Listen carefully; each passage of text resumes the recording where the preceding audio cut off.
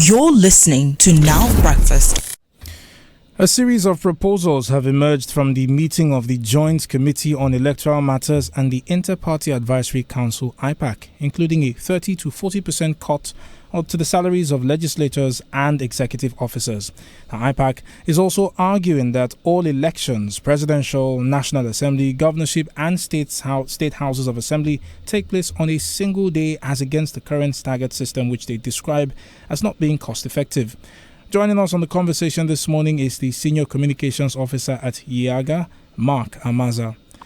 Mr. Amaza, good morning and welcome to the conversation. Hi, good morning.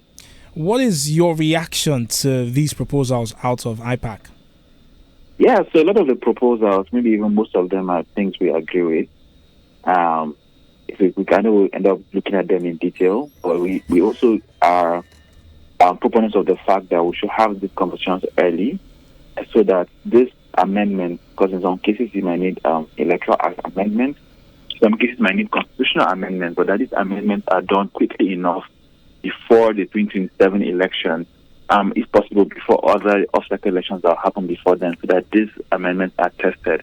You don't have to wait until on the eve of the elections and then we are now trying to rush to amendments and have changes done. So we will be looking at some of the 35 proposals in a bit more detail, but there's a real question on whether these proposals have a chance at all. I understand that political parties were present, lawmakers were present, but by the time this goes to the National Assembly as a possible bill, what's the likelihood that it will receive the sort of support that's needed for it to actually be implemented? So it will depend on the strength of the advocacy. So it's easy to look at some of these ideas and say, oh, these ideas won't work or not, but we will not know until we try. And of course, some of these ideas will likely change as the conversation goes on. There might be new proposals, or there might be some that will be dropped altogether. But the most important thing is to have these conversations going and then to keep pushing and see where it lands.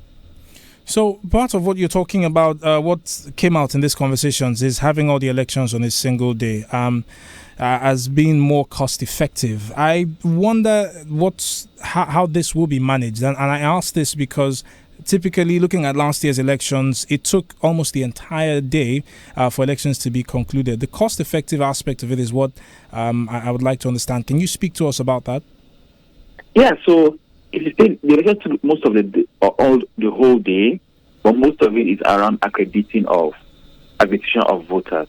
Once the voter is accredited, the voter is ensured that the voter is on the beavers is accredited to vote in that or in that polling unit.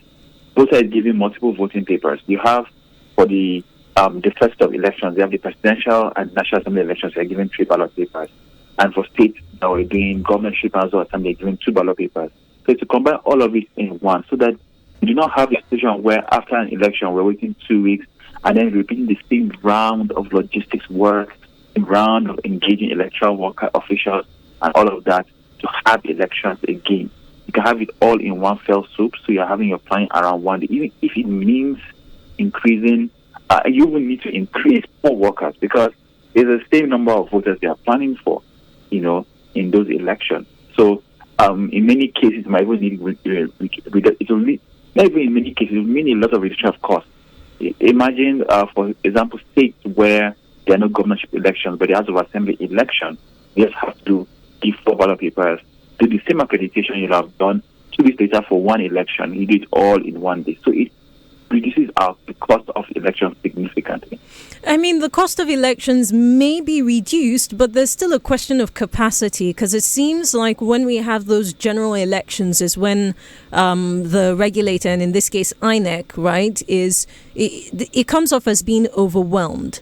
INEC seems to do better when it is off-cycle elections, and part of the indication is it's because the workload is not as much. I agree with you. INEC does better when there are off-cycle elections and there's not as much workload, and we make a very valid point around capacity, and that's why there's a lot of work that needs to be done, even in terms of the quality of people that we appoint into INEC. One of our proposals is to set requirements for those we get appointed to INEC as national commissioners and recs. So far, national commissioners and the INEC chair, really requirements are at the 60 years of age and above, non-partisan, persons of unimpeachable character and integrity. We need to start defining them in terms of job functions. What are the main functions around INEC?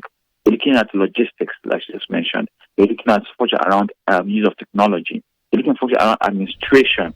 All of this, we need to start defining job roles for those who manage those offices, so that we're not just appointing persons that just meet this criteria I had listed, because that doesn't go far enough. And then for INEC to keep INEC to improve, or to use the word to up its game in terms of how it handles logistics, because it's a huge logistical operation handling elections around the whole country in one day. But then it's not something that is impossible. We have seen countries with, countries like India, which are a far larger voting population than Nigeria, to experience over a larger period of time. And for the amount of funding that INEC gets, it's false fashion of requirements that issues of logistics continue to plague our general election. So, talking about INEC, part of the proposals are discussing the appointments of INEC's chairman. The proposal is that the INEC chairman should no longer be appointed by the executive, but it should be advertised to interested parties. I'm interested in that because what exactly is the goal here? What sort of interested parties? Who should be in charge of appointing an INEC chairman? Yeah, so it's not a new proposal. This has been part of, since 2009, the Wise panel on electoral reforms made this proposal. Well, power to appoint the INEC chair and discussion should be taken from the president, because whether the president is a candidate in elections or not, he's an interested party. He or she is an interested party, because his or her party participates in the election.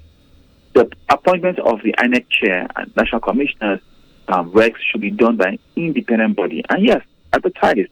We have, for example, where even Supreme Court, even when justice of the High Court are not advertised, the applicant agency makes those recommendations and appointments. We can have similar process for the INEC, rather than having the president, who is a politician, appointing person. In the last 3 rounds of nominations to INEC, one of which failed gladly, but where you had persons who were probably participating in the most recent past in appointing INEC, and if that trend continues, you have a situation where INEC is captured by politicians. Well, Mr. Amaza, thank you very much for your time and your expertise on this conversation. Mark Amaza is the Senior Communications Officer at YAGA Africa, and he joined us to speak on the proposals regarding electoral matters, including, of course, the streamlining of elections, both presidential, National Assembly, governorship and State House of Assemblies, to take place on a single day. You're still on to Radio Now 95.3 FM Lagos at 7:35 this morning. It'll be time for Brands Now. Do stay with us. This is Radio Now 95.3 FM. Come for the news, stay for informed conversations.